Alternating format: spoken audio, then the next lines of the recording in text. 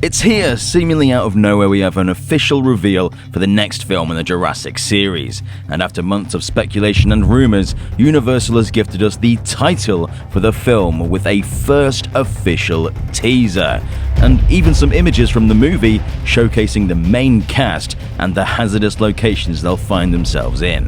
Here's that short teaser revealing the title for the film.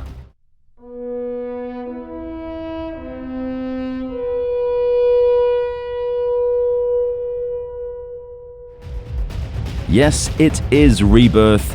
I'm still not too fond of the title. It doesn't really give me the impression that this is a new era, since it's attached to the world name. This format is no different to Fallen Kingdom or Dominion, so I expect some people will be confused as to where Chris Pratt is. But here's the new logo. It's got this nice brand new metal sheen, just like that first World film, with this warm orange glow from the sunrise, symbolizing the birth of a new era. And before we take a look at the photos, let's check out the newly revealed synopsis.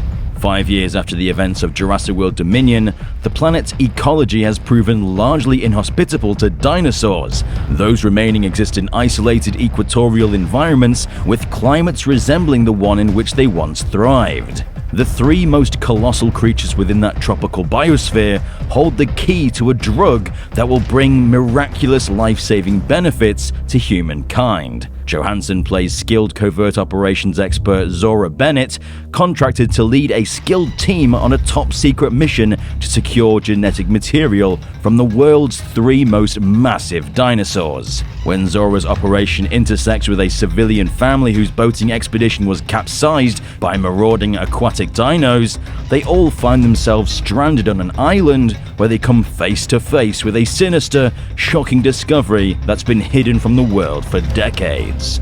Lots of juicy stuff in there that gives us clues on what to expect in the film. It confirms that it's not a prequel and is in fact a sequel to Dominion set in the year 2027, which I'm personally happy about. Dominion, whilst not being a great film, did set up this really interesting world filled with dinosaurs that I actually wanted to see explored. It's interesting to see that dinosaurs aren't faring too well in our modern climate, but that's a nice extra bit of believability and realism slapped back into the franchise. I wasn't a massive fan of Dominion's ending where it was like, all animals are living together in harmony, and it's like, no. I don't think that's how it works. Lots of dinosaurs are dying off or have relocated to warmer, more lush environments closer to the planet's equator. Something we didn't know was that a drug company would get involved, and that they need the genetic material from three of the largest dinosaurs. This feels like something right out of Crichton's novel about corporations exploiting these animals for the good of mankind. This may tie in with the shocking discovery hidden for decades that might end up revealing to Zora that her mission is wrong. What kind of benefits could dino DNA bring though? Perhaps they hold the key to effective cancer treatment, or their growth genes can somehow help heal and repair aging bodies to make humans live longer. Something like what we saw in the recent Avatar movie, where they're hunting the whales for pharmaceutical purposes. Though the shocking twist could actually tie back into the Lost World with the DX virus. It was theorized by Ian Malcolm as well as Sarah Harding that the genetically created dinosaurs on Isla Sorna developed a prion-related disease called DX, based on records found on the island. So InGen may have evacuated the island following an outbreak. And now another company wants that research to release a disease into the wild as well as the cure, which is just crazy to imagine.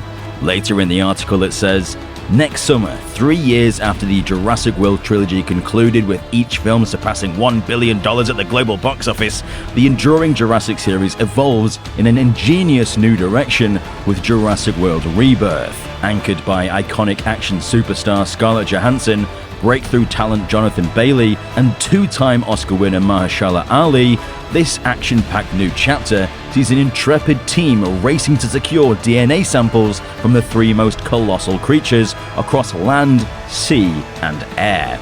Also starring acclaimed international stars Rupert Friend and Manuel Garcia Rulfo. The film was directed by dynamic visualist Gareth Edwards from Rogue One: A Star Wars Story, from a script by original Jurassic Park screenwriter David Koepp. Interestingly, they confirm that the dinosaurs will come from land, sea, and air, which means we're going to be getting a lot of different environments for the film. For land, it could be anything from Brachiosaurus to Tyrannosaurus or even Spinosaurus.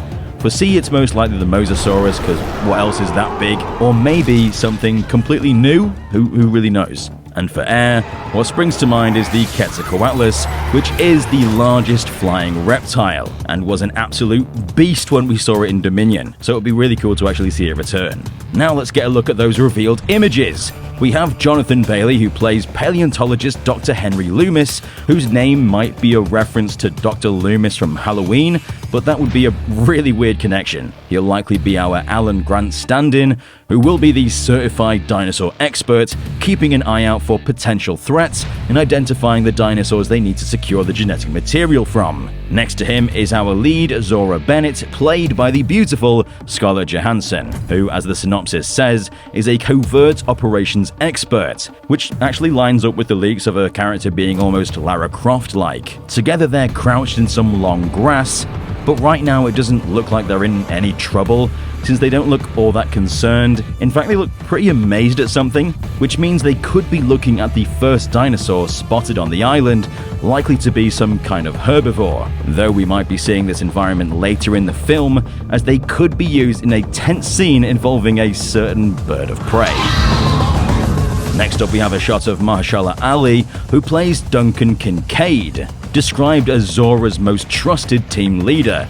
He looks to take the more militaristic role, and as seen here, he's lit a flare, most likely to distract something. But what? Well, if you look closely, you can see this appears to be at a shipping dock that boats would attach to, likely to transport goods. Something is in the water, and appears to be rising up based on Ali's eyeline, which could be none other than Spinosaurus, which we've been told lives in a swampy habitat, and this looks like it matches up an awful lot to that description. So he's likely lighting his flare to distract the Spino as a heroic act and a fun callback to the original and world. In the back, we can also see an InGen logo on the flyer, which confirms that InGen had a role on this island, which means it likely is one of the 5 deaths. But for what purpose? From the sounds of it, genetic testing and experimentation. But for what exactly is unknown, but it is a great premise and I can't wait to find out more about it. Jurassic World Rebirth is directed by Gareth Edwards and written by David Koepp, and will be releasing July 2nd, 2025. And I just cannot wait.